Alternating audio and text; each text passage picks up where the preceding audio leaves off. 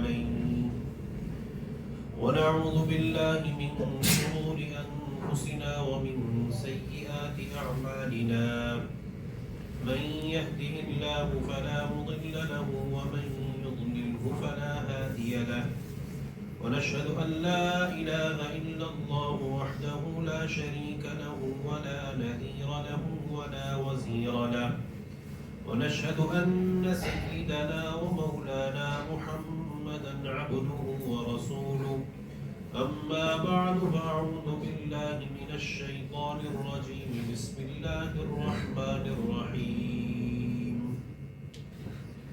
من عمل صالحا من ذكر أو أنثى وهو مؤمن فلنحيينه حياة طيبة وقال تعالى ومن أعرض عن ذكري فإن له معيشة ضنكا ونحشره يوم القيامة أعمى وقال النبي صلى الله عليه وسلم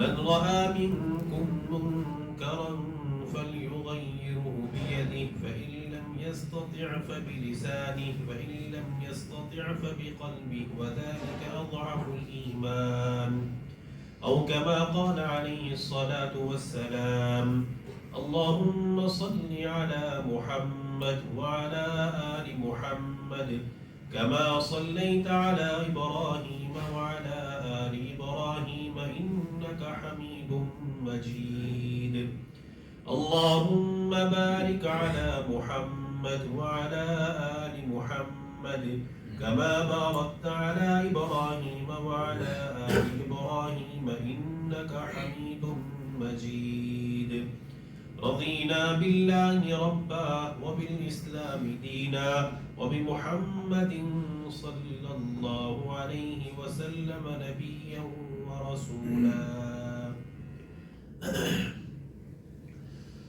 میرے معزز باشعور نوجوانوں،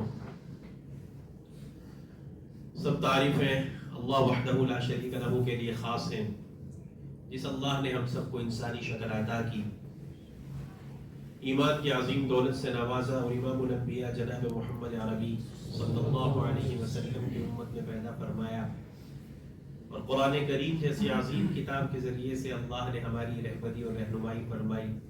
تمام تعریفیں اسی اللہ کے لیے خاص ہیں۔ بہت خوشی کا موقع ہے کہ اس وقت ہم اللہ کے گھر میں بیٹھے ہیں اور آپ سب کے سب میرے سامنے وہ چہرے ہیں کہ جن چہروں کو آج ہم سب کو، اس پوری امت کو جن چہروں کی ضرورت ہے۔ بڑے مبارک ہیں وہ لوگ کہ جو اس پرفتن زمانے میں، بلکہ فتنوں کی بھرمار کے زمانے میں، جس کو اللہ کے گھر کے ساتھ نسبت ہو جائے، جس کو اللہ کے گھر کے ساتھ ایک عشق اور عقیدت کا موقع مل جائے، بڑے خوش نصیب ہیں وہ لوگ۔ اور اس سے زیادہ خوش نصیب ہیں وہ لوگ کہ جنہیں اس فتنے کے زمانے میں ایسے لوگ میسر ہو جائیں کہ جو ان کی قرآن و سنت کے مطابق رہبری کرنے والے ملیں، جو اللہ کے احکامات کو سکھا کر کے جنت کا شوق دلانے والے ہوں اور جہنم سے ڈرانے والے ہوں۔ تو جس کو ایسے لوگ میسر آ جائیں اس زمانے کے، بہت ہی بہترین اور خوش نصیب ہیں وہ لوگ۔ یہ میں اس لیے کہہ رہا ہوں، میرے پیش نظر اللہ کے نبی صلی اللہ علیہ وسلم کی ایک حدیث ہے، اس حدیث پاک کی روشنی میں آپ سے یہ بات میں نے کہی۔ حضرت انس اس حدیث کے راوی ہیں رضی اللہ عنہ۔ حضرت انس ان صحابہ میں سے ہیں جنہیں اللہ کے نبی صلی اللہ علیہ وسلم کے ساتھ قرب کا موقع میسر تھا۔ تقریباً زندگی کے 10 سال حضرت انس نے اللہ کے نبی علیہ السلام کی خدمت کی ہے۔ تو اس حدیث کے راوی وہ ہے حضرت انس کہ اللہ کے نبی علیہ السلام نے فرمایا یأتی علی الناس زمان، کہ لوگوں پر ایک زمانہ ایسا آئے گا، ان قریب ایک زمانہ ایسا آئے گا لوگوں کے اوپر، نبی علیہ السلام نے فرمایا اس زمانے میں اپنے دین پر ثابت قدم رہنے والے کو اتنی مشقت اور تکلیفوں کا سامنا کرنا پڑے گا کہ کالقابض علی الجمر، جیسے کسی آدمی کو ہاتھ میں کچھ دیر کے لیے انگارہ پکڑنے کا موقع ملے تو اس کو کتنی دقت آئے گی. کوئی مجبور کر دے اس کو کہ تو نے یہ پکڑ کے رکھنا ہے، یہ آگ کا انگارہ تو نے ہاتھ میں رکھنا ہے. کوئی کتنی بھی ہمت والا کیوں نہ ہو، 4 سیکنڈ 6 سیکنڈ سے اوپر کوئی نہیں رکھ پائے. نبی علیہ الصلوۃ والسلام نے فرمایا کہ ایسا زمانہ آئے گا کہ دین پر ثابت قدم رہنا، دین پر مضبوطی سے جمے رہنا اتنا ہی مشکل ہوگا جیسے انگارے کو ہاتھ میں پکڑنا. بالکل عین اسی زمانے سے ہم گزر رہے ہیں، انہی حالات سے ہم دوچار ہیں جن کی طرف آقا صلی اللہ علیہ وسلم نے بہت پہلے ہماری رہبری اور رہنمائی کر گئے تھے، اشارہ کر دیا تھا. تو جب یہ حالات اللہ کے نبی علیہ الصلوۃ والسلام نے صحابہ کے سامنے رکھے تو صحابہ کرام تو اللہ کے نبی کی صحبت کی وجہ سے تیار تھے. وہ تو ناموافق سے ناموافق حالات میں بھی جنت اور جہنم ہمیشہ ان کے سامنے رہتی تھی. اللہ کے سامنے پیشی کا ڈر اور اللہ کے سامنے کھڑے ہو کر کے سوال و جواب کرنے کا جو منظر وہ صحابہ کے سامنے بالکل ایسے تھا جیسے میں آپ کے سامنے اور آپ میرے سامنے. تو صحابہ نے اس موقع پر اللہ کے نبی علیہ الصلوۃ والسلام سے پوچھا کہ اللہ کے نبی صلی اللہ علیہ وسلم اگر ایسا منظر ہوگا، ایسے حالات آئیں گے، تو نبی علیہ الصلوۃ والسلام سے یہ اس حدیث سے ہٹ کے دوسری حدیث کا ایک عنوان ہے جو میں ملا کر آپ کے سامنے رکھ رہا ہوں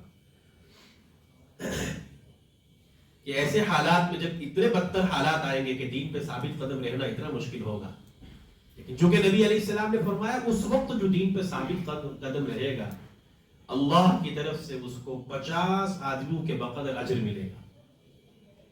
صحابہ نے پوچھا ہے اللہ کے نبی صلی اللہ علیہ وسلم وہ 50 ہم میں سے کہ انہی میں سے، یہ بعد والوں میں سے؟ تو نبی علیہ السلام نے فرمایا کہ نہیں، تم میں سے. آپ سن رہے، توجہ ہے، بڑے مبارک ہیں آپ کے چہرے، اللہ تعالیٰ آپ کو تر و تازہ رکھے، آپ پر محنت کرنے والوں کو اللہ تر و تازہ رکھے. اللہ امت کو ایسے نوجوان عطا فرمائے جو پھر اس امت کو صلاح الدین ایوبی کے زمانے کی یاد کروا دیں، محمد بن قاسم جیسا دور پھر سے عطا کر دے. اللہ پھر سے اس امت میں وہ نوجوان پیدا کر دے جو کبھی فضیل ابن عیاض ہوا کرتے تھے، طارق بن زیاد جیسے نوجوان اللہ کے یاد پھر سے امت میں پیدا ہو. ہم مایوس نہیں ہیں اللہ کی ذات سے، ہم اللہ کی ذات سے پر امید ہیں. اس پرفتن زمانے میں آپ جیسے نوجوانوں میں سے ہی ایسے نوجوان پیدا ہو رہے ہیں اور ہوں گے جو اس امت کو، امت کے دیگر نوجوانوں کو وہ بتائیں گے جو اللہ کا قرآن بتاتا. جس چیز کی طرف ہماری رہبری ہمارے نبی نے کی صلی اللہ علیہ وسلم. تو صحابہ کرام نے پوچھنے پر اللہ کے نبی نے فرمایا تم میں سے. اب سوچئے آپ ذرا، یعنی آج کے دور میں دین پر ثابت قدمی کے بعد جو ہمیں اجر ملے گا وہ اجر نبی علیہ السلام کے صحابہ میں 50 صحابہ کو جو اجر ملا، آج ایک امتی کو عمل کرنے پر اور اس مشقت اور پرفتن دور میں عمل کرنے پر، دین پر ثابت قدم رہنے پر وہ اجر ملے گا. اور صحابہ کرام کا اجر پتہ ہے کیا تھا؟ صحابہ کرام کا اجر، صحابہ کرام کے بارے میں قرآن نے کہا تراہم رکعا سجدا. قرآن کریم کی اس آیت کو پڑھنے کے بعد اندازہ ہوتا ہے کہ اللہ کے نبی نے، اللہ نے اپنے نبی کے لیے کیسی منتخب جماعت کی تھی، جماعت کو منتخب کیا تھا، کتنے پاکیزہ تھے وہ لوگ. کوئی کسی کے بارے میں آج بڑے سے بڑا محدث ہو جائے، کوئی بڑے سے بڑا مفسر ہو جائے، یہاں تک کہ ساری دنیا اس کے علم کو، عمل کو، تقوی کو، طہارت کو تسلیم کر لے، لیکن کسی کو بھی یہ کہنے کی گنجائش نہیں ہے کہ بھئی اللہ اس سے راضی. کوئی نہیں کہہ سکتا. یعنی اگر ایک آدمی ایسا ہو جائے دنیا ساری میں جس کو ساری دنیا مشرق سے مغرب، شمال سے جنوب، سب کے سب اس پر متفق ہو جائے کہ اس کے علم کا کوئی جواب نہیں، اس کے عمل کا کوئی جواب نہیں، اس کے تقوی کا کوئی جواب نہیں، بہت اچھی بات ہے. لیکن کسی کو یہ کہنے کی اجازت نہیں ہے کہ اللہ اس سے راضی. حسن ظن رکھنا، اچھا گمان رکھنا وہ الگ مسئلہ ہے، لیکن کہنے کی اجازت کسی کو نہیں. لیکن آپ دیکھیے رہتی دنیا تک کے لیے قرآن ہے. قرآن کیا کہتا ہے صحابہ کے بارے میں؟ یبتغون فضلا من اللہ ورضوانا، یہ وہ مقدس لوگ ہیں، اے مخاطب تو ان کو دیکھے گا کبھی یہ رکوع کی حالت میں ہے تو کبھی سجدے کی حالت میں ہے. یبتغون فضلا من اللہ ورضوانا، قرآن جن کی گواہی دے کہ یہ وہ لوگ ہیں کہ جو اللہ کے فضل اور اس کی رضامندی کے چاہنے والے ہیں. ہم جتنی محنت کر لیں نہ اپنے بارے میں کہہ سکتے ہیں، نہ کوئی ہمارے بارے میں کہہ سکتا ہے کہ ہم خالص ہیں، خلوص سے بھرے ہوئے ہیں اللہ کی محبت اور اطاعت میں کسی کے بارے میں. لیکن قرآن جن کے بارے میں کہے کہ یہ وہ جماعت ہے، یہ وہ لوگ ہیں کہ جو اللہ کی خوشنودی کے طالب میں، جو یہ چاہتے ہیں کہ اللہ ان سے راضی ہو جائے. اسی کا نتیجہ تھا کہ قرآن نے صحابہ کے بارے میں کہا رضی اللہ عنہم ورضوا عنہ، اللہ ان سے راضی اور وہ اللہ سے راضی. کتنی مبارک جماعت تھی وہ، کتنی مبارک لوگ تھے وہ. اب ان کے بقدر 50 صحابہ کے بقدر آج دین پر ثابت قدم رہنے والوں کو اجر ملے گا. نبی علیہ الصلوۃ والسلام نے ایک موقع پر فرمایا تھا کہ بعد کے لوگ اگر احد پہاڑ کے برابر بھی سونا خرچ کرتے ہیں اور میرے صحابہ میں سے کوئی ایک کھجور کے برابر بھی اللہ کے راستے میں خرچ کرے تو یہ کھجور کا جو ثواب ہے نا، وہ بعد میں جو احد پہاڑ کے برابر جنہوں نے اللہ کے راستے میں مال خرچ کیا ان کو اتنا ثواب نہیں ملے گا جتنا ان کو ملے گا. ایسی جماعت تھی تو ان کے بقدر 50 کا ثواب ملے گا. تو ایسے دور سے ہم گزر رہے ہیں، اس میں تو کوئی شک ہے ہی نہیں، کسی کو تردد ہونا ہی نہیں چاہیے. اگر ایسی بات نہ ہوتی تو پھر ہمارے لیے عمل کرنا آج کے زمانے میں بہت آسان ہوتا ہے، لیکن آج ہی سب سے زیادہ مشکل دور ہے عمل کرنے کے اعتبار سے، دین پر ثابت قدم رہنے کے کہ اگر ہم میں سے کوئی ہمت کر کے دین پر ثابت قدم رہنے کے لیے کوشش کر بھی لے، ہمت کر بھی لے، تو کبھی دائیں سے ایسے حالات پیدا کیے جائیں گے، کبھی بائیں سے ایسے حالات پیدا کیے جائیں گے، کبھی سامنے سے ایسے حالات آئیں گے، کبھی پیچھے سے ایسے حالات آئیں گے کہ انسان یہ سوچے گا میں کیسے جموں اس دین کے اوپر، میں کیسے اللہ کو راضی کروں، میں کیسے وہ مشقت کر لوں، محنت کر لوں کہ میرا اللہ مجھ سے راضی ہو جائے. اور ایک مومن کی زندگی کا سب سے بڑا مقصد ہی یہ ہے کہ وہ جیتے جی اپنے اللہ کو راضی کر. آپ قرآن کریم میں غور کریں میرے نوجوانوں، قرآن کریم میں غور کریں تو قرآن کریم کا سب سے اہم ترین مضمون کیا ہے؟ اللہ کی توحید. آدھا گھنٹہ ہمارے پاس، 1:45 تک کا وقت ہے، اس سے زیادہ بات نہیں ہوگی انشاءاللہ. لیکن آپ کی توجہ، مجھے اللہ کی ذات سے امید ہے کہ آپ کی توجہ اور آپ کی تازگی مجھے کچھ کہنے پر انشاءاللہ ضرور ابھارے، اس لیے آپ کی توجہ چاہوں گا. تو قرآن کریم کا سب سے اہم ترین مضمون اللہ کی توحید، جس سلسلے میں تو کوئی کمپرومائز نہ نبیوں نے کیا، اور یہی تعلیم نبیوں نے بھی کی اور یہی قرآن کی تعلیم بھی ہے. کئی سارے معاملات پہ کمپرومائز کیا جا سکتا ہے، لیکن اللہ کی توحید کے معاملے میں کوئی کمپرومائز نہیں کیا جا سکتا، چاہے پھر سامنے باپ ہی کیوں نہ ہو. توحید کے معاملے میں تمہارا باپ ہی سامنے کیوں نہ ہو، تمہاری ماں ہی سامنے کیوں نہ ہو، تمہارا بیٹا ہی تمہارے مد مقابل کیوں نہ ہو، لیکن اگر اللہ کی توحید کی بات آ گئی تو وہاں پر کسی کی رشتہ داری نہیں چلے گی، وہاں صرف ایک اللہ کی توحید پر قائم رہنے کی دعوت ہے. قرآن کریم اس پر شاہد عدل ہے. قرآن کہتا ہے وَإِن جَاهَدَاكَ عَلَىٰ أَن تُشْرِكَ بِمَا لَيْسَ لَكَ بِهِ عِلْمٌ فَلَا تُطِعْهُمَا. یہ قرآن کہتا ہے سورہ لقمان میں، لقمان حکیم کا اپنے بیٹے کو نصیحت جو کی تھی، قرآن نے اس کا تذکرہ کرتے ہوئے کہا وَإِن جَاهَدَاكَ، اگر تمہارے والدین میں سے کوئی ایک یا دونوں تمہیں اس بات پر مجبور کرے کہ تم اللہ کے ساتھ کسی کو شریک کرو، فَلَا تُطِعْهُمَا، تو باپ ہے اپنی جگہ، ماں ہے اپنی جگہ، ان کے حقوق اپنی جگہ، حسن سلوک اپنی جگہ، ان کے عزت اور مقام اپنی جگہ، لیکن فَلَا تُطِعْهُمَا، اس سلسلے میں ان کا بھی کہنا نہیں مانا جائے. اور اس کی مثال اور اس پہ عمل کر کے دکھایا انبیاء میں سے سب سے زیادہ بہترین طریقے سے اور احسن طریقے سے حضرت ابراہیم علیہ السلام. اس لیے قرآن نے ابراہیم علیہ السلام کے بارے میں پتا کیا کہا؟ قَدْ كَانَتْ لَكُمْ أُسْوَةٌ حَسَنَةٌ فِي إِبْرَاهِيمَ وَالَّذِينَ مَعَهُ، کہ تمہارے لیے ابراہیم علیہ السلام کی زندگی میں بہترین نمونہ ہے. اِذْ قَالُوا لِقَوْمِهِمْ، جبکہ انہوں نے اپنے قوم سے کہا، ابراہیم علیہ السلام نے اپنے قوم سے کہا إِنَّا بُرَآءُ مِنْكُمْ وَمِمَّا تَعْبُدُونَ مِن دُونِ اللَّهِ، اللہ کو چھوڑ کے جن کی تم عبادت کرتے ہو، إِنَّا بُرَآءُ، ہمارے ہاتھ کھڑے ہیں، ہم بری ہیں، كَفَرْنَا بِكُمْ، ہم تمہارے منکر ہیں، وَبَدَا بَيْنَنَا وَبَيْنَكُمُ الْعَدَاوَةُ وَالْبَغْضَاءُ، ہمارے اور تمہارے درمیان دشمنی اور عداوت بالکل واضح ہے. کہ دشمنی کب تک رہے گی؟ حَتَّى تُؤْمِنُوا بِاللَّهِ وَحْدَهُ، یہاں تک کہ تم ایک اللہ پر ایمان لاؤ. یہ دعوت تھی ابراہیم علیہ السلام کی، اور سامنے باپ موجود ہے، باپ ابراہیم علیہ السلام کا باپ. قرآن نے اس کے بارے میں کہا وَإِذْ قَالَ إِبْرَاهِيمُ لِأَبِيهِ آزَرَ أَتَتَّخِذُ أَصْنَامًا آلِهَةً.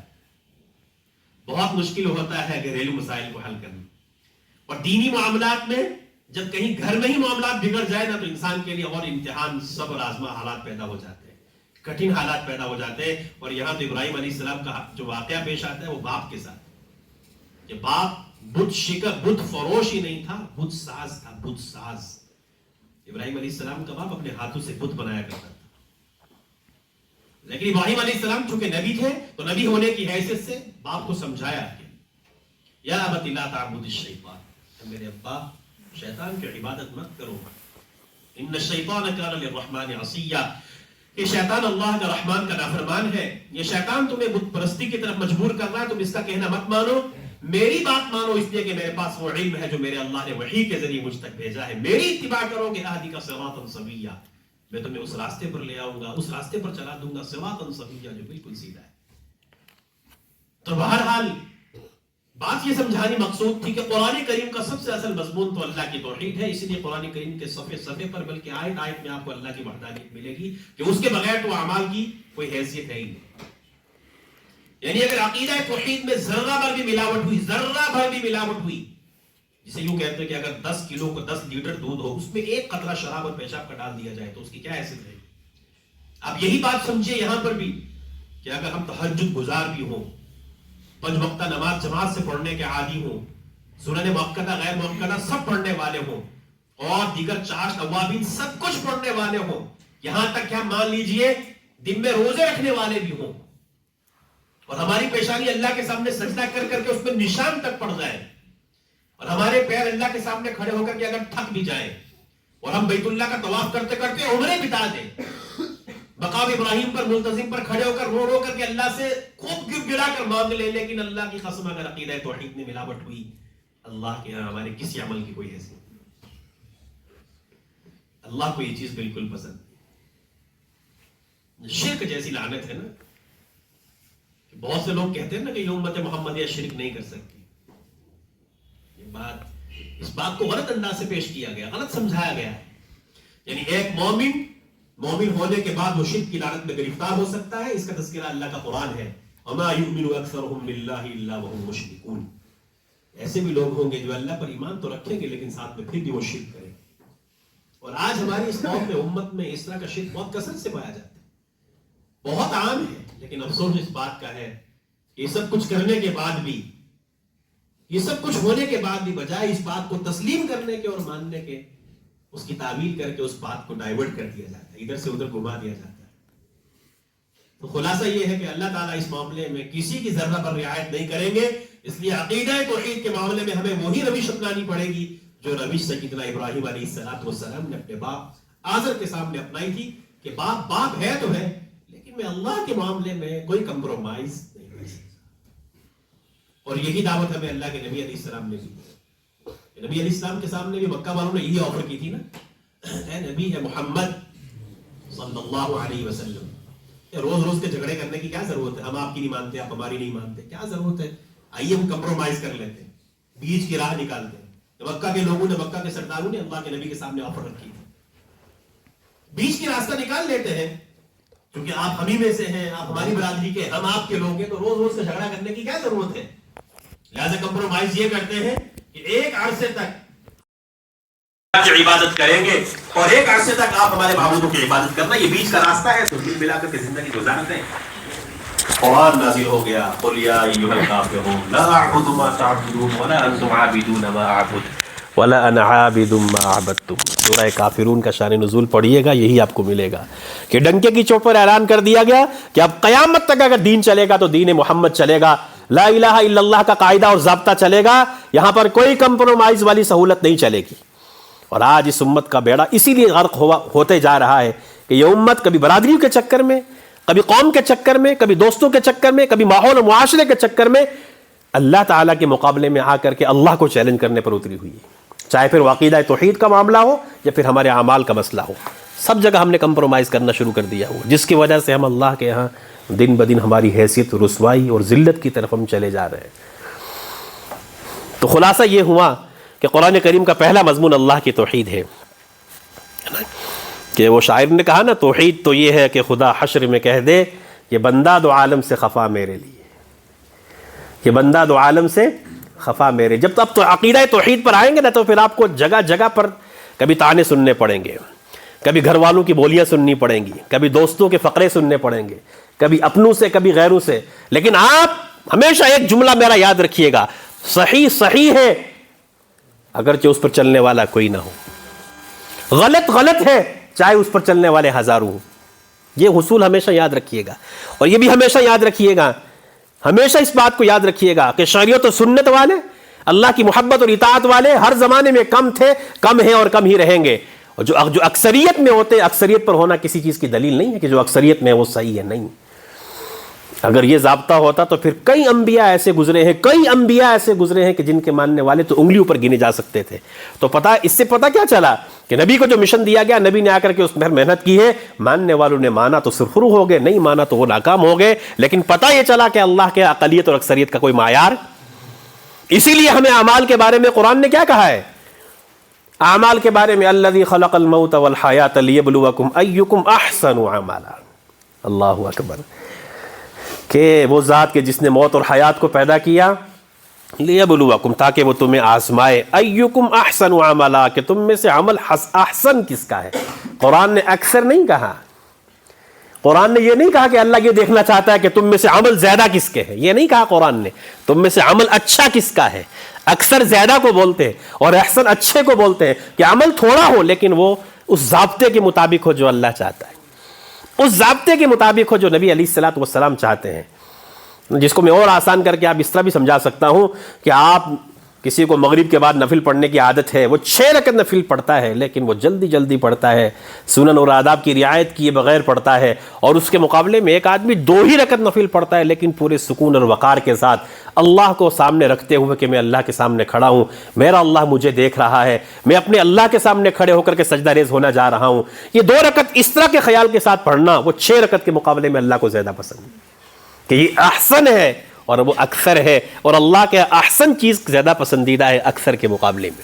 ہاں اگر دونوں چیزیں جمع ہو جائیں تو اور بہت اچھا، یعنی اگر عمل اکثر بھی ہو، زیادہ بھی ہو اور حسین بھی ہو تو بہت اچھا ہے. لیکن اگر کم سے کم درجے میں ہو تو عمل احسن ہونا چاہیے، اکثر کی فکر نہیں کرنی چاہیے. اور اس طرح کے چھوٹے چھوٹے اعمال کی بنیاد پہ حدیث میں ڈھیروں سارے واقعات ایسے ملتے ہیں. قربان اللہ کی ذات پر جس اللہ نے، کیونکہ نا اللہ کی رحمت جو ہے نا بڑی وسیع ہے، کیونکہ اس کا تذکرہ اللہ اپنے قرآن میں خود کرتے ہیں، وسعت رحمتی کل شیء. اور عرش اعظم پر، عرش جہاں اللہ تبارک و تعالی عرش پر ہوتے ہیں، وہاں پر عرش میں اللہ تعالیٰ نے اپنے سامنے یہ جملہ لکھا ہوا ہے عرش کے سامنے، ان رحمتی سبقت علی غضبی، کہ میری رحمت میرے غضب سے سبقت کیے ہوئے ہے. اور عمل میں جو اخلاص، عمل میں جو احسنیت پیدا ہوتی ہے، خوبصورت پیدا ہوتی ہے نا، یہ کس کی بنیاد پر ہوتی ہے؟ انسان کے طلب اور اخلاص کی بنیاد پر ہوتی ہے. اس کا ایک واقعہ ذہن میں آیا ہے، حدیث کی کتابوں میں ایک واقعہ ملتا ہے. ایک بہت بڑے محدث گزرے ہیں جن کا نام تھا عبداللہ ابن مبارک. کچھ حضرات نے کہا کہ یہ کسی اور محدث کا واقعہ ہے، کچھ نے ان کا بھی لکھا ہے. بہرحال واقعہ ہے کہ زندگی ساری اللہ کے نبی صلی اللہ علیہ وسلم کی احادیث کو پڑھا اور پڑھایا، زندگی ساری حدیث کی نشر و اشاعت کی، اسی کام میں زندگی ساری وقف کی ہے. انتقال کے بعد کسی نے خواب میں دیکھا، پوچھا کہ اللہ تعالیٰ نے آپ کے ساتھ کیا معاملہ کیا؟ اللہ کی رحمت کو سمجھانا مقصود ہے کہ ہی اللہ کی رحمت کیسے کام کرتی ہے. وہ جس کو کہتے ہیں نا اللہ کی رحمت تو بہانے ڈھونڈتی ہے، لیکن افسوس اس بات کا ہے کہ ابھی ہم نے اللہ کی رحمت کو اپنی طرف متوجہ کرنا سیکھا ہی نہیں، ابھی ہم نے اللہ کی معرفت کو حاصل کرنا سیکھا ہی نہیں. ہمارا سب سے بڑا جرم آج کے زمانے میں یہی ہے، جس کو میں اپنے آپ کا سب سے بڑا قصور کہتا ہوں. اللہ کی قسم ہمارے درد دل میں یہ بات آ جانی چاہیے، ہم دنیا میں آئے ہی اسی لیے اللہ کی معرفت کو لینے کے لیے، لیکن افسوس اس بات کا ہے ہم نے سب کی معرفت حاصل کر لی، سب کو پہچان لیا. ہم نے یہاں تک کہ زمین آسمان کے قلابے ملا کر کے آسمان تک پہنچ کر کے چاند اور سورج تک کی تحقیق کر لی، لیکن افسوس اس بات کا ہے چاند اور سورج بنانے والے کی معرفت حاصل نہیں کی. تو اس واقعے میں ان کو خواب میں پوچھا گیا آپ کے ساتھ کیا معاملہ ہوا ہے؟ تو انہوں نے کہا کہ ہمارے ذہن میں تو یہ بات تھی کہ زندگی ساری اللہ کے نبی کی حدیث کو پڑھا اور پڑھایا ہے کہ اللہ کے ہمیں یہ مقام ملے گا کہ تم نے یہ کیا اور تم نے وہ کیا.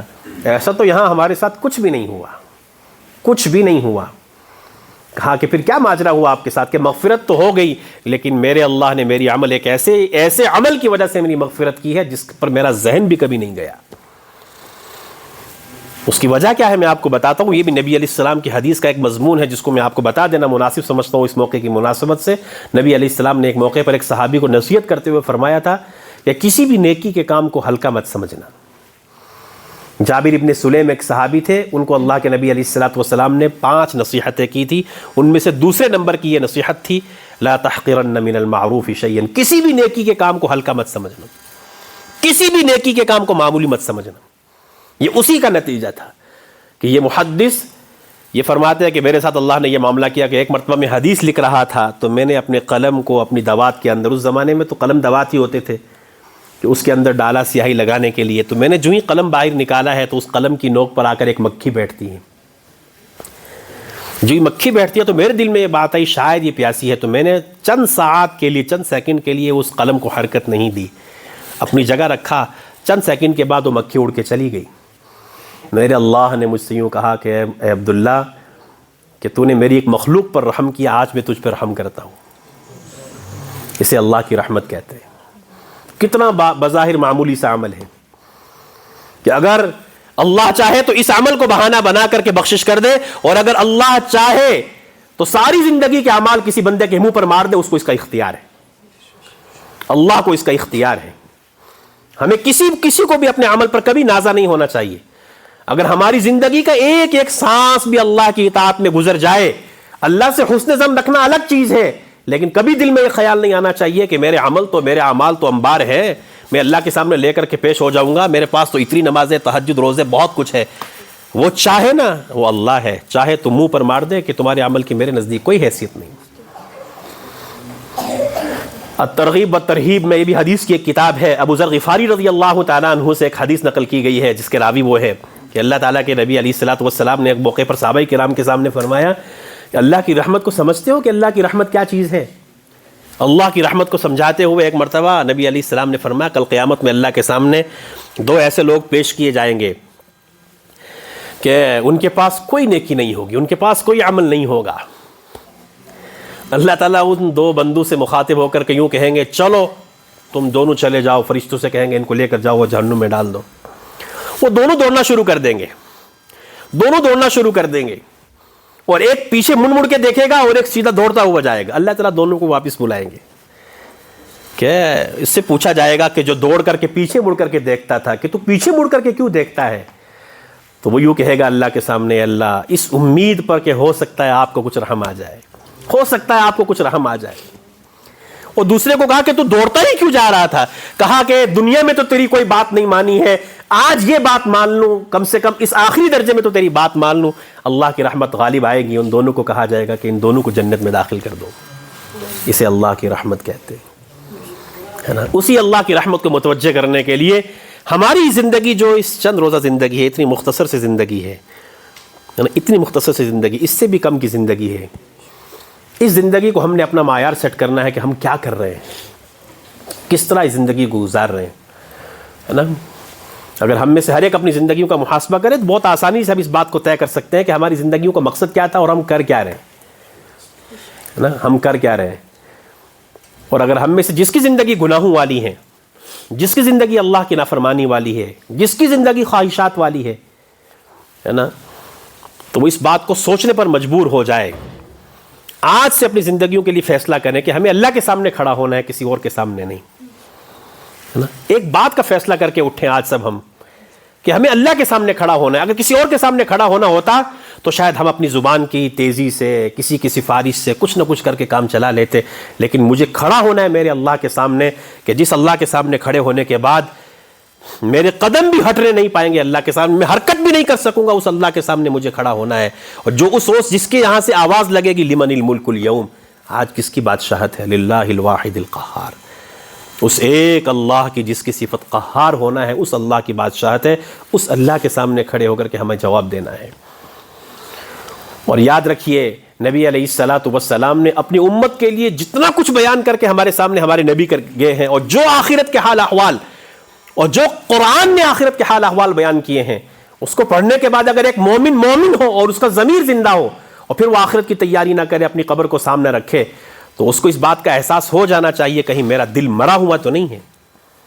یہ جب ہی ہو سکتا ہے کہ جس کا دل مر جائے، اللہ کی طرف سے مہر لگ جائے اس کے دل پر، پھر اس کو احساس نہیں ہوگا کہ میری قبر بھی کوئی چیز۔ تھوڑا پیچھے جائیے کہ جن لوگوں کی زندگیاں 24 گھنٹے کی زندگیاں اللہ کے لیے وقف تھی، اللہ کے نبی کے لیے وقف تھی، جن کی زندگیاں عین قرآن و سنت والی تھی، کہ جن کے سامنے جنت اور جہنم کا تذکرہ ایسے ہوتا تھا جیسے انسان ضرورت کے وقت پانی پیتا ہے، دریا انسان کے سامنے بہہ رہا ہوں، ایسا وہ جنت اور جہنم کا تذکرہ ان کے سامنے ہوتا تھا۔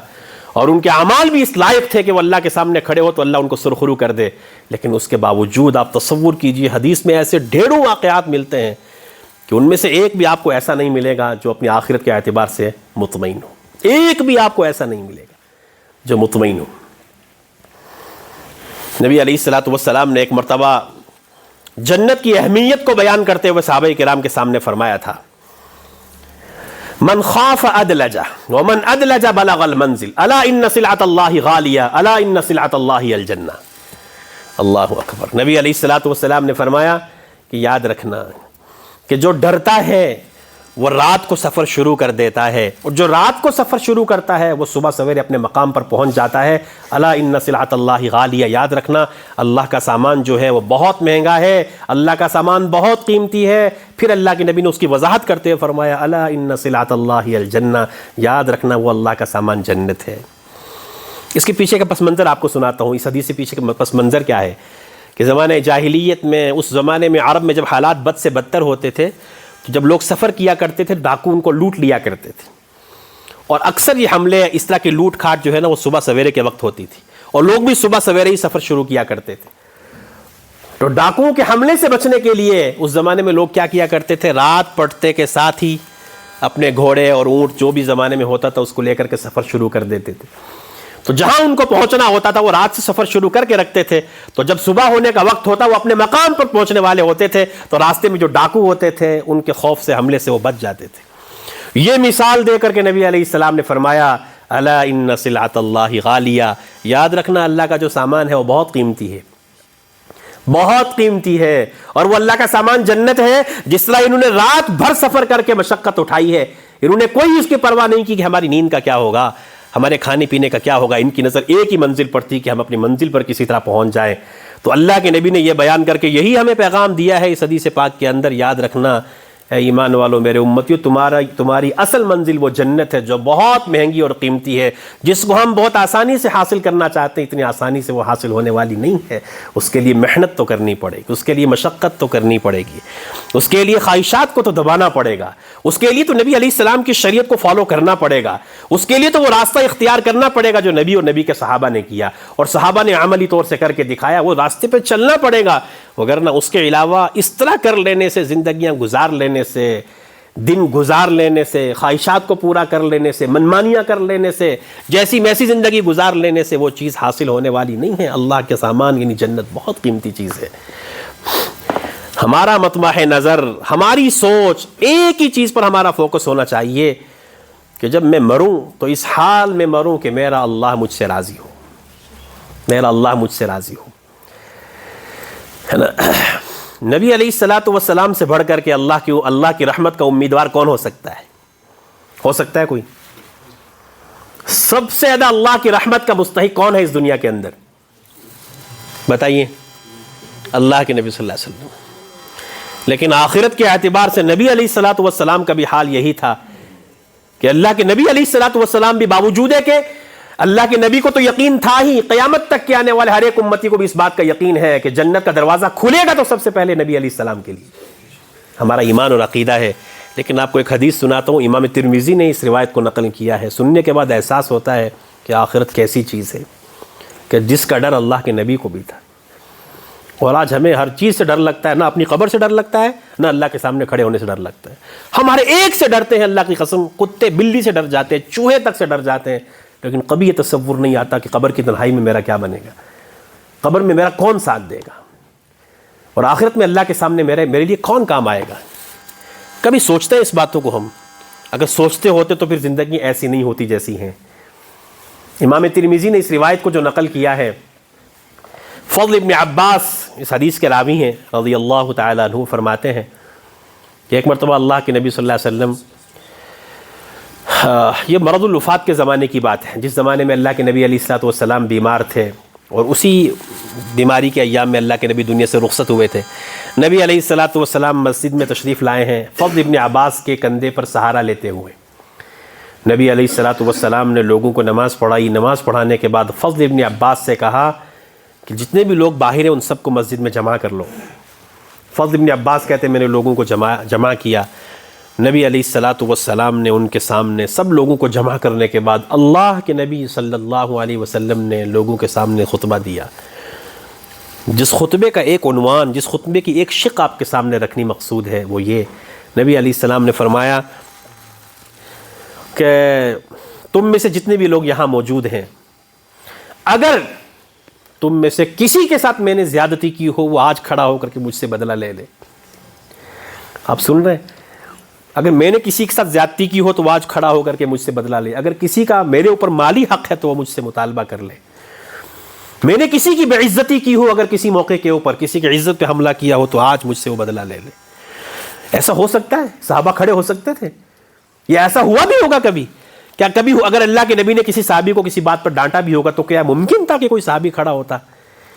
نبی علیہ الصلاۃ والسلام نے اس کے ذریعے سے امت کو یہ پیغام دیا ہے کہ جب آخرت میں تمہیں پیش کیا جائے گا اس وقت اگر کسی کے حقوق لے کر اللہ کے سامنے جاؤ گے، اگر کسی کا ایک ذرہ بر رتی برابر چونی اور اٹھنی کے برابر بھی اگر کوئی حق لے کر کے دنیا میں اللہ کے سامنے جائے گا تو وہی ایک چونی اور اٹھنی بھی اللہ کے ہاں اس کو جو ہے نا جہنم میں لے جانے کا ذریعہ بن سکتی ہے. نبی علیہ الصلاۃ والسلام نے سب مجمع کے سامنے یوں کہا، جس کو بدلہ لینا ہو آج کھڑا ہو کر کے مجھ سے بدلہ لے لے.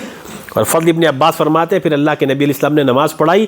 نماز پڑھانے کے بعد پھر اللہ کے نبی علیہ الصلوۃ والسلام نے پھر حجرہ عائشہ میں تشریف لے کر کے گئے. وہاں جا کر عورتوں کو جمع کیا اور عورتوں سے بھی یہی بات فرمائی کہ اگر میں نے تم میں سے کسی کا کوئی حق لیا ہو وہ مجھے بتا دے، میں نے کسی کی عزت پہ حملہ کیا ہو تو وہ مجھے بتا دے. یہی بتلانے مقصود تھے کہ آخرت کا معاملہ بڑا نازک ہے. آخرت کا معاملہ بہت نازک ہے. اللہ کے نبی صلی اللہ علیہ وسلم نے اس کے ذریعے سے پیغام دیا. اور آج ہم اپنا حال دیکھیں کیا ہے. نہ ہمیں حقوق اللہ کی فکر ہے. کتنے حقوق اللہ ایسے ہیں جو ہم نے ابھی تک ادا نہیں کیے. ہم میں سے کتنوں کی ایسی نماز قضا ہیں جو ہم نے ابھی تک نہیں پڑھی ہیں. کتنے روزے، کتنے سارے اعمال وہ ہیں جو ہم نے اڑا دیے غفلت میں، نہ پتہ کہ ان کی کوئی فکر ادا کرنے کی کوئی ٹینشن نہیں، کچھ نہیں. چلیے مان لیجئے 2 منٹ کے لیے اگر حقوق اللہ میں ضابطہ اور قاعدہ یہ ہے کہ اگر اللہ کی رحمت غالب آ گئی ہو سکتا ہے اللہ معاف کر دے، کیونکہ حقوق اللہ کا ضابطہ تو یہی ہے نا. ایک آدمی نے زندگی ساری اگر نماز نہیں پڑھی ہے، اگر اللہ کی رحمت کام کر گئی تو اللہ تعالیٰ اس کو معاف کرنے پر قادر ہے، کر سکتے ہیں. یہ حقوق اللہ کا ضابطہ ہے. لیکن حقوق العباد کا معاملہ تو ایسا نہیں ہے. حقوق العباد کا معاملہ تو ایسا نہیں ہے. مشہور و معروف حدیث ہے کہ ایک آدمی اللہ کے سامنے جب پیش کیا جائے گا تو اس وقت بہت ساری نیکیاں لے کر کے اللہ کے سامنے پیش ہوگا، بہت سارے اعمال اللہ کے سامنے لے کر کے پیش ہوگا. یہ اس وقت کا واقعہ جب اللہ کے نبی نے پوچھا تھا صحابہ سے کہ جانتے ہو تم مجھے بتاؤ کہ مفلس کون ہے؟ تو صحابہ نے کہا تھا مفلس وہ ہے جس کے پاس دینار نہ ہو، درہم نہ ہو، پیسہ نہ ہو، وہ مفلس ہے. اللہ کے نبی نے اس موقع پر یہ بات سمجھائی تھی. اللہ کے سامنے ایک بندہ پیش ہوگا بہت سارے اعمال لے کر کے، لیکن کسی کی عزت پہ حملہ کیا ہوگا، کسی کی غیبت کی ہوگی، کسی کو گالی دی ہوگی، کسی کو برا بھلا کہا ہوگا. پھر اللہ کے سامنے جب اس کو پیش کیا جائے گا وہاں تو مالی معاملات تو ہونے نہیں ہیں، تو پھر اس کی نیکیاں جو انبار کی شکل میں لے کر کے آیا تھا اس کی نیکیاں اس کے اعمال میں ٹرانسفر کی جائیں گی اعمال نامے میں. یہاں تک کہ روایت میں آتا ہے کہ اس کے ساری نیکیاں اس طرح ٹرانسفر ہو جائیں گی اور ابھی بھی حقوق لینے والے باقی ہوں گے. پھر ان کے گناہ اس کے ذمہ لاد دیے جائیں گے، پھر اس کو جہنم کے حوالے کر دیا جائے گا. لے کر کے گیا تھا اعمال کے انبار، لیکن ہوا کیا کہ آخر میں جہنم میں جانا پڑا. کیوں؟ اس بنیاد پر کہ یہ دنیا میں رہ کر اس نے اللہ کے بندوں کے حقوق ادا نہیں کیے تھے. تو یہ چیزیں زندگی میں کیسی آئیں گی؟ اس کے لیے ایک ہی راستہ ہے، 2 ضابطے ہیں اس کے لیے. ایک تو یہ ہے کہ 2 چیزیں ہمیں سیکھنے کی ضرورت ہے، اللہ کی محبت اور اللہ کا ڈر. 2 چیزیں سیکھنے کی ضرورت ہے. کیا؟ اللہ کی محبت اور اللہ کا ڈر. یہ 2 ہی چیزیں ہیں ہمیں جو سب کچھ کروا دیں گے. ٹھنڈی رات میں مائنس ٹمپریچر میں بھی اگر اللہ کی محبت ہوگی، اللہ کی قسم اللہ کے سامنے کھڑے ہو کے تہجد پڑھیں گے. اگر اللہ کا ڈر ہوگا تو اللہ کا ڈر بھی ہمیں ٹھنڈی راتوں کے اندر کھڑا کرنے پر مجبور کرے گا کہ کھڑا ہو جا، آج تو زندہ ہے، کچھ کر سکتا ہے تو کر لے، ورنہ کیا پتہ آنے والی کل تیری قبر میں ہو تو کچھ خالی ہاتھ جائے گا تو قبر میں کیا منہ لے کر کے جائے گا. 2 ہی چیزیں ہیں جو ہمیں اعمال پہ کھڑا کر سکتی ہیں، اللہ کا خوف اور اللہ کا ڈر. اور اللہ کے ڈر کی وجہ سے اگر آنسو مکھی کے پر کے برابر، ابن ماجہ میں یہ روایت موجود ہے، ابن ماجہ کی روایت ہے، نبی علیہ الصلوۃ والسلام نے فرمایا جس آدمی کی آنکھ سے ایک مکھی کے سر کے برابر بھی اللہ کے ڈر کی وجہ سے آنسو نکل جائے، اللہ تعالیٰ اس کے چہرے پہ جہنم کی آگ کو حرام کر دیں گے. اللہ اتنے قدردان ہیں. اور اللہ بندے سے یہی چاہتے ہیں کہ بندے تو مجھ سے ڈر اور میری محبت میں کسی کی پرواہ مت کر، کسی کی پرواہ مت کر. میری محبت جب آ جائے اس وقت ساری محبت قربان، بیوی کی محبت بھی قربان، ماں باپ کی محبت بھی قربان، اولاد کی محبت بھی قربان. صرف ایک محبت، وہ اللہ کی محبت.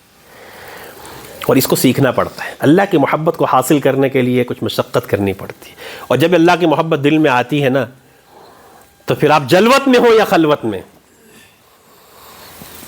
جب اللہ کی محبت دل میں آئے گی تو آپ جلوت میں ہونا، اگر جیسے مجمع یہ جلوت کی شکل ہے، تب دل میں آپ اللہ سے باتیں کریں گے. اور اگر خلوت میں ہوں گے تو کوئی نہیں دیکھ رہا ہوگا، شیطانی خیالات آئیں گے تو آپ کو اللہ کی یہ محبت کہے گی کہ نہیں تو اگر کچھ کرنے پر اس وقت قادر بھی ہے نا، تو نہیں دیکھتا کہ ایک ذات وہ ہے جو تجھے دیکھ رہی ہے، کوئی نہیں دیکھتا لیکن وہ تجھے دیکھ رہی ہے، اور وہ اللہ کی ذات. اس لیے ہمیشہ اپنے اندر یہ داعیہ پیدا کرے اور اللہ سے اس بات کو مانگنا چاہیے، اللہ میں تیرا بندہ ہوں، اے اللہ میں نالائق ہوں، کمزور ہوں، میں تیری محبت سیکھنا چاہتا ہوں، کہ درد دل میں یہ چیز پیدا ہو جائے، دل ہمیشہ اس کی طرف کھینچا رہے. اللہ مجھے کسی کی محبت کی ضرورت نہیں، تیری محبت کی ضرورت ہے. اللہ میں کسی سے نہ ڈروں، صرف تجھ سے ڈروں. اور اللہ سے ڈر وہ چیز ہے جس کا قرآن نے تذکرہ کیا ہے. ڈر جس کو عرف عام میں دوسرے الفاظ میں اصطلاح میں تقویٰ کہتے ہیں. جس کو اللہ کا ڈر آئے گا وہی متقی بنے گا. تقویٰ اسی کو کہتے ہیں. تقویٰ کہتے ہیں اللہ سے ڈرنے کو. تقویٰ کسے کہتے ہیں؟ اللہ سے ڈرنے کو. وَمَن يَتَّقِ اللَّهَ يَجْعَل لَّهُ مِنْ أَمْرِهِ يُسْرًا. جو اللہ تعالیٰ سے ڈرے گا اللہ تعالیٰ اس کے کاموں میں آسانی کر دیں گے. جو اللہ سے ڈرے گا اللہ تعالیٰ اس کے لیے تنگیوں سے نکلنے کا راستہ کر دیں گے. جہاں پر بظاہر سارے راستے بلاک نظر آئیں گے لیکن اللہ تعالیٰ اس کے ڈرنے کی برکت سے اللہ اس کے لیے ایسی جگہ سے راستہ پیدا کریں گے جہاں اس کو گمان بھی نہیں جائے گا یہ ہوا تو ہوا کیسے. اور میں اکثر اپنے عزیزوں سے ایک بات کہتا ہوں ہے نا، اس کے لیے بہت ساری مثالیں آپ کے سامنے پیش کر سکتا ہوں لیکن ماضی قریب کی جنید جمشید کی مثال میں آپ کو اس مسئلے میں سب سے بہترین دینا چاہتا ہوں. اس اللہ کے بندے نے اپنے عین شباب کے عالم میں جبکہ وہ سب کچھ کرنے پر قادر تھا لیکن دل میں اللہ کی محبت اور اللہ کا ڈر پیدا ہوا، اس زمانے کے کروڑوں اربوں روپے چھوڑ کر کے اللہ کی محبت میں گرفتار ہو کر کے سب کچھ قربان کیا. اور قربان کرنے کے بعد ایسے حالات بھی اس بندے پر آئے، چونکہ اللہ تعالیٰ آزماتا ہے نا. وَلَقَدْ فَتَنَّ الَّذِينَ مِن قَبْلِهِمْ فَلَيَعْلَمَنَّ اللَّهُ الَّذِينَ صَدَقُوا وَلَيَعْلَمَنَّ الْكَاذِبِينَ. اللہ دیکھتا ہے کہ یہ بندہ میری محبت میں سچا بھی ہے کہ نہیں ہے، یہ میری محبت کا دعویٰ کرتا ہے. اللہ آزماتے ہیں اور آزمائش ہمیشہ ایمان والوں کی ہوتی ہے. تو جنید جمشید پر ایسے حالات بھی آئے بیچارے نے کہ فقر و فاقہ بھی دیکھے، گھر میں غربت بھی دیکھی ہے نا، اپنے زمانے کا سب سے بڑا گلوکار اور کروڑوں اربوں روپے کا مالک، لیکن ایسے حالات بھی دیکھے یہ سب کچھ چھوڑنے کے بعد کہ فقر و فاقہ اور غربت تک کی نوبت آئی. لیکن چونکہ وہ اپنی محبت میں سچا تھا، اللہ کے ڈر کی وجہ سے اس نے یہ سب کچھ چھوڑا تھا. ایک عرصہ اللہ نے اس کو آزمایا اور اللہ نے پھر دنیا ایسی وسعت دی اس کو کہ آج دنیا کے بڑے بڑے ملکوں میں اس کے شو روم ہیں. وہ دنیا سے چلا گیا، اللہ کے حوالے ہو گیا. اب قیامت تک کے لیے اس کے لگائے ہوئے یہ پودے جو اس نے نوجوان تیار کیے اور اللہ کی محبت میں اور اللہ کے دین کے لیے جو سربستہ ہمیشہ کھڑے نظر آتے ہیں، اب وہ تو قبر میں ہے لیکن وہ صدقہ جاریہ کے طور پہ اس کے نامہ اعمال میں درج ہے. اور آج دنیا کے اعتبار سے اللہ نے اس کو وسعت دی، چونکہ قرآن کا وعدہ ہے نا وَمَن يَتَّقِ اللَّهَ يَجْعَل لَّهُ مِنْ أَمْرِهِ يُسْرًا. اس نے ایک عرصے تک تنگی ضرور دیکھی لیکن پھر اللہ نے وسعت دی، چونکہ اللہ کا وعدہ ہے کہ جو میری محبت میں میرے ڈر سے ایسا کرے گا میں کبھی اس کو تنہا نہیں چھوڑوں گا. اور آج دنیا کے کئی سارے ملکوں میں بڑے بڑے شہروں میں اس کے جنید جمشید نام سے اس کے شو روم چلتے ہیں. یہ وعدہ ہے اللہ کا. یہ ہمارا ذہن کہتا ہے کہ اگر میں متقی بن گیا، اگر میں اللہ سے ڈرنے والا بن گیا، اگر میں شریعت و سنت والا بن گیا، اگر میں اللہ کی محبت اور نبی کی اطاعت کرنے والا بن گیا تو پتہ نہیں میری دنیا سکڑ جائے گی، پتہ نہیں مجھے کھانے کے لیے بھی کچھ ملے گا نہیں. یہ ہمارا ذہن کہتا ہے. لیکن یاد رکھیے ایک اصول، ہمیشہ یاد رکھیے گا، جس کو اللہ تعالیٰ دین دے گا اور اللہ اپنی نبی اور اپنے نبی کی محبت دے گا، اللہ اس کو دنیا کی وسعتیں ضرور دے گا. لیکن جس کو اللہ دنیا دے دے، دنیا کی وسعتیں دے دے، اس کو دین ملے اور اللہ کے نبی کی محبت ملے، یہ ضروری نہیں. اس لیے میرے نوجوانوں، یہ اس پرفتن دور کے اندر اپنے ایمان اور اعمال کی فکر کرنا، اپنے آپ کو گناہوں سے بچانا، لہو و لعب سے بچانا، فضولیات سے اور بطور خاص گناہوں سے بچانا. جو آدمی ایسا کر لے گا تو آپ نوجوانوں کے لیے تو اللہ کے نبی نے بڑی خوشخبری سنائی ہے. آپ جیسے نوجوان، اللہ کے نبی نے فرمایا تھا نا کہ کل قیامت میں عرش اعظم کے سائے میں جن 7 قسم کے لوگوں کو جگہ ملے گی ان میں سے ایک وہ بھی ہوگا، وہ نوجوان نشأ فی عبادت اللہ، کہ جس کی جوانی اللہ کے عبادت میں گزری ہوگی، ہے نا. آپ جیسے نوجوان، یہ خوبصورت چہرے جتنے مجھے نظر آ رہے ہیں، آپ اس بات کا عزم لے کر کے کھڑے ہو جائیے کہ اس لہو و لعب کے دور میں جہاں ہر ایک کیا غلط دیکھتی ہے، ہر ایک کا کان غلط سنتا ہے، ہر ایک کا دماغ غلط سوچتا ہے، تو مجھے فکر اس بات کی کرنی ہے کہ یہ میری آنکھیں، ہے نا. جب ہم کبھی گناہ کرتا ہے نا انسان، تو اس وقت انسان کو گناہ چھوڑنے کا ایک طریقہ یہ بھی بتایا اہل اللہ نے. جیسے بدنظری کرنے کا دل کرتا ہے، گناہ کرنے کا دل کرتا ہے، تو ایک طریقہ ہے کہ اگر میں کسی کی بہن بیٹی کو دیکھ رہا ہوں اور حرام لذتیں لے رہا ہوں تو سوچیے ذرا، تصور کیجیے اس وقت میرا باس، میرا باپ، میری ماں یا میرا بیٹا اگر وہ مجھے دیکھ رہا ہو کہ میں کسی کو دیکھ رہا ہوں تو کیا میں کسی کی بہن بیٹی کو دیکھوں گا؟ یہ تصور کیجیے۔ ایک تصور یہ بھی کیا جا سکتا ہے، میں کسی کی بہن بیٹی کو دیکھ رہا ہوں، غلط نظر جو اس پہ ڈال رہا ہوں، اگر اس وقت مجھے کوئی آ کر کے یوں کہے کہ آپ کی بیٹی فلاں جگہ پر ہے، آپ کی بہن فلاں جگہ پر ہے، اس کو کوئی غلط گھور رہا ہے، دیکھ رہا ہے، یا اس کے کسی کے ساتھ تعلقات ہیں، وہ کسی سے ریلیشن شپ میں ہے، تو تصور کیجیے آپ کے سینے پہ کیا چلے گا اس وقت؟ آپ کے دماغ میں بجلی نہیں کون دے گی؟ تو یہی تو اپنے آپ کو سمجھانا ہے کہ اگر میری بیٹی بہن کو کوئی دیکھے تو میرا دل برداشت نہیں کرے گا، تو میں جس کو دیکھ رہا ہوں یہ تو بھی آخر کسی کی بیٹی ہے۔ کہ آج ایسے حالات پیدا کر دیے گئے ہم سب نے، ہمارے معاشرے نے، ایسے حالات کہ اب تو ان چیزوں کو کوئی گناہ سمجھتا ہی نہیں۔ افسوس تو اس بات کا ہے، ایک تو یہ ہے نا کہ گناہ ہے اس کو گناہ سمجھا جائے، افسوس تو یہ ہے کہ اب گناہوں کو گناہ سمجھنے کے لیے بھی لوگ تیار نہیں ہیں۔ یہ بڑی خطرناک چیز ہے۔ اور اس سے بھی آگے بڑھ کر کے آخری بات کہہ کے بات ختم کروں گا، افسوس تو اس بات کا بھی ہے کہ اب تو گناہوں کو پروموٹ کیا جاتا ہے۔ سوشل میڈیا نے ساری حدیں پار کر دی ہیں۔ یہ سوشل میڈیا ہمارے پاس کیا آ گیا کہ ہم نے اس کو مثبت استعمال کرنے کے بجائے جو الٹی سیدھی حرکتیں، جو ہماری الٹی سیدھی ایکٹیویٹیز ہوتی ہیں یا جو گناہوں والے عمل ہوتے ہیں، ہم اس کو سوشل میڈیا کی نظر کر دیتے ہیں۔ یاد رکھیے گا یہ گناہ جاریہ ہے۔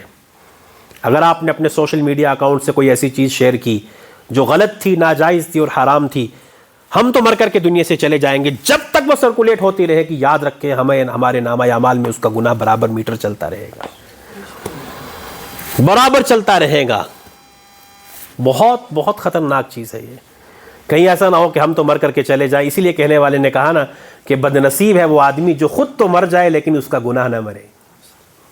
اس کی یہی صورت ہے، خود تو مر گیا لیکن سوشل میڈیا اکاؤنٹ کے ذریعے جو اس نے بے حیائی پھیلائی تھی، جو اس نے الٹی سیدھی حرکتیں کی تھی، یا ایک حدیث کی روشنی میں ایک بات اور سنا دیتا ہوں آپ کو۔ نبی علیہ الصلوۃ والسلام نے ایک موقع پر فرمایا تھا کل امتی معافن الا المجاہرین، میری ساری امت معاف کر دی جائے گی سوائے مجاہرین کے۔ اللہ اکبر۔ نبی علیہ السلام نے فرمایا کہ جانتے ہو یہ مجاہرت کیا ہے؟ نبی علیہ السلام نے اس موقع پر فرمایا کہ یہ ایسا عمل ہے کہ میرے امت میں سے کوئی آدمی ایسا کوئی گناہ کرے گا، اس گناہ کے کرنے کے بعد اللہ تعالیٰ اس کے گناہ پہ پردہ ڈال دیں گے، اللہ نے اس کے گناہ کو چھپا دیا، چونکہ اللہ ستار ہے، لیکن صبح ہونے کے بعد وہ آدمی خود اپنے گناہ کو دوسروں کے سامنے ظاہر کرے، جیسا کہ آج کل ہمارے نوجوانوں میں، چاہے وہ بچوں میں ہو یا بچیوں میں، گروپ بنے ہوتے ہیں کہ میرے 5 کا گروپ ہے، تو ایک نے کوئی الٹی سیدھی حرکت کی ہے، نعوذ باللہ، اللہ نہ کرے کسی نے زنا کیا یا کسی نے الٹی سیدھی حرکت کی، کوئی سا بھی گناہ والی بات ہے، اللہ نے تو اس کو چھپا دیا تھا، لیکن صبح ہو کر اپنے دوستوں کو خود بتا رہا ہے کہ آج رات کو میں نے یہ عمل کیا ہے۔ سہیلی اپنی سہیلی کو بتاتی ہے کہ میرا تو فلاں کے ساتھ چکر ہے، میں تو فلاں کے ساتھ فلاں ہوٹل میں گئی تھی، یہ ہوا تھا وہ ہوا تھا۔ ایک تو گناہ، اس کی تشہیر، اس کو پروموٹ کرنا۔ نبی علیہ السلام نے فرمایا میری امت ساری معاف کی جائے گی لیکن یہ عمل کرنے والوں کو معاف نہیں کیا جائے گا، اللہ تعالیٰ ایسوں کو معاف نہیں کریں گے۔ اس لیے میرے نوجوانوں بس اتنی سی دعوت ہے کہ پاکیزہ زندگی گزارنے کی کوشش کریں۔ ایک مرتبہ اللہ کی محبت کی طرف آ کر کے تو دیکھیں، میں آپ سے پورا وعدہ کرتا ہوں اللہ کے گھر میں بیٹھ کر کے آپ کو وہ سکون کی کیفیت ملے گی جو 7 ملک کے بر اعظم کی حکومت بھی کسی کے پاس ہو جائے، اللہ کی قسم وہ سکون نہیں ملے گا جو اللہ کی محبت میں سکون ہے۔ کبھی تنہائی میں بیٹھ کر، ایک نسخہ آپ کو بتاتا ہوں، کبھی تنہائی میں بیٹھ کر سر نیچے کر کے نا اپنے اللہ سے باتیں کرنے کی عادت ڈالیے، روز کے 5 منٹ ایسا کر کے دیکھیے، آپ کو ایسا لگے گا دنیا کا سب سے بڑا سکون والا آدمی میں ہوں۔ میں آپ کو قسم کھا کر کے کہتا ہوں، قسم کھا کر کے کہتا ہوں، تنہائی میں بیٹھ کر کے یہ اپنے دل میں جو دکھڑا ہے، جو درد ہے، جو پریشانی ہے، اگر پریشانی نہیں بھی ہے تب اللہ کی محبت میں، اللہ تو میرا رب، میں تیرا بندہ، اللہ مجھے تیرے سامنے کھڑا ہونا ہے، اللہ اگر آپ نے مجھے معاف نہ کیا تو مجھے کون معاف کرے گا، اللہ میری زندگی آپ جانتے ہیں کیسی ہے، اللہ میری ضروریات بھی آپ جانتے ہیں، اللہ میری دنیا بھی اچھی کر دے، آخرت بھی اچھی۔ چھوٹی چھوٹی باتیں اپنے اللہ سے کیجئے، پھر دیکھیے گا دل میں سکون کی کیا کیفیت آتی ہے۔ وہ کیفیت بتلائی نہیں جا سکتی، بولی نہیں جا سکتی، صرف محسوس کی جا سکتی ہے۔ آپ اس پر عمل کر کے دیکھیے گا، آپ دنیا کے سب سے بڑے سکون والے آدمی بن جائیں گے۔ اللہ تعالی ہماری اس حیات مستعار کو، جو چھوٹی سی زندگی اللہ نے ہمیں دی ہے، کتنی زندگی ہے ہماری؟ چھوٹی سی ہے نا، آخرت کے مقابلے میں اتنی بھی نہیں ہے، میں اتنا بھی بڑا اشارہ کر رہا ہوں، اس سے بھی چھوٹی زندگی ہے آخرت کی، ہے نا؟ کہ امام شافعی رحمۃ اللہ علیہ کا وہ شعر ہے نا، مشہور و معروف شعر، وہ پورا کلام ہے علیک بتقوی اللہ ان کنت غافلا یاتیک بالارزاق من حیث لا تدری. اس میں جو ہے رات کو ہم نے ہماری ماہانہ مجلس تھی، اس میں رات کو ہم نے یہی اشعار کا مذاکرہ کیا. تو اس میں اخیر میں امام شافعی رحمۃ اللہ علیہ فرماتے ہیں، اخیر کا یہ شعر ہے جس کا خلاصہ یہ ہے، ومن عاش الفا والفین، کہ جو تم میں سے 1000 2000 سال بھی جی لے، فلا بد من یوم یسیر الی القبر، آخر اس کو پھر ایک نہ ایک دن قبر کے حوالے ہو ہی جانا ہے. تو ہماری زندگیاں تو 60-70 سال کی زیادہ ہے ہی نہیں ہیں، تو پھر کیوں اس زندگی کو اللہ کی ناراضگی میں استعمال کریں؟ کیوں منمانیاں کریں؟ کیوں گناہوں بھری زندگی کریں؟ کیوں کسی کے لیے پریشانیاں کھڑی کریں؟ کیوں کہ ہے اپنے دوسروں کے گناہ جو ہے ان کے ذریعے کرنے کا ہم سبب بنیں؟ کیوں گناہوں کو پروموٹ کرنے کا ہم سبب بنیں؟ ایک عمل بھی اللہ کے ہاں ہمارے لیے یا تو نجات کا ذریعہ بھی بن سکتا ہے اور اللہ کے ہاں پکڑ کا ذریعہ بھی بن سکتا ہے. اللہ آپ تمام جوانوں کی جوانی میں خوب برکت دے. اللہ آپ پر محنت کرنے والوں کو سلامت رکھے. میں آپ کو پھر یہ بات کہتا ہوں، اس معنی کر بھی آپ خوش نصیب ہیں کہ آپ کو ایسی رہبری کرنے والے بھی موجود ہیں جو آپ کو اس لائن پر لانے والے موجود ہیں. اللہ کی قسم، آپ کے ماں باپ سے زیادہ آپ کے محسن وہ لوگ ہیں جو آپ کو اللہ کی محبت اور نبی کی اطاعت کی طرف لاتے ہیں، نبی کی محبت سکھاتے ہیں، اور دین کی طرف راغب کرنے والے ماں باپ سے بڑے محسن ہیں آپ کے. ان لوگوں کی قدر کیجیے. اللہ تعالی ہم سب کو کتاب و سنت کا عاشق بنائے. ہر قسم کی بدعات اور خرافات سے، رسومات سے، ہر قسم کے چھوٹے بڑے گناہ سے اللہ میری آپ کی ساری امت کی حفاظت فرمائے. بسم اللہ الرحمن